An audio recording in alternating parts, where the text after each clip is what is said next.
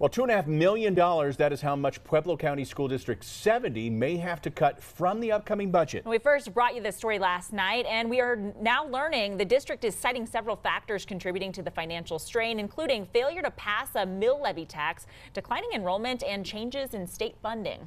Fox 21's Austin Sack tells us why the Board of Education believes that the proposed mill levy could have avoided all of this. Scott and Taylor, D70 is not the only school impacted by these budget cuts. It's happening across many other school districts in southern Colorado and throughout the entire state.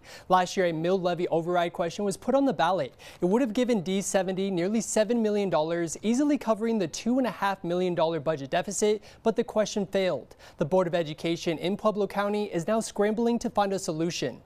Our district has always done a lot with very little, but we can't continue to keep doing more and more with less and less. Currently, school districts in Colorado are funded by the average number of students enrolled over a 4-year period. Governor Jared Polis is proposing schools should be funded by how many students are actually in their seat during October's yearly count. So when doing the projections based on what I call our D70 schools, not including our charters, we're looking at an estimated pupil count of 8,164.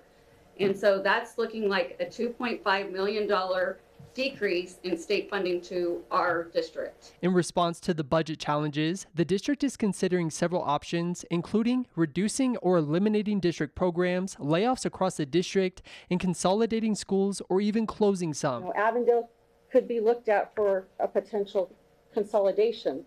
Beulah could be looked at for potential consolidation.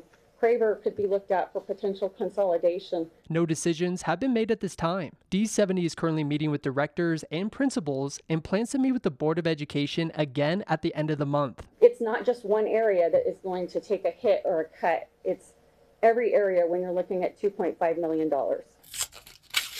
In November, a mill levy override was placed on the ballot, which would have provided nearly $7 million for essential capital improvement projects like repairing school roofs and sewer systems. The measure did not pass, but Board of Education members believe it could have been the solution to the $2.5 million deficit. Elections have unfortunate results, and this is what's going to kill us completely. We can't take care of our own because the state sure the hell isn't going to do it for us. Yep. So. Now again, no decisions have been made at this time. The district wants feedback from staff, community partners, parents, and the public, which you can submit on the district's website.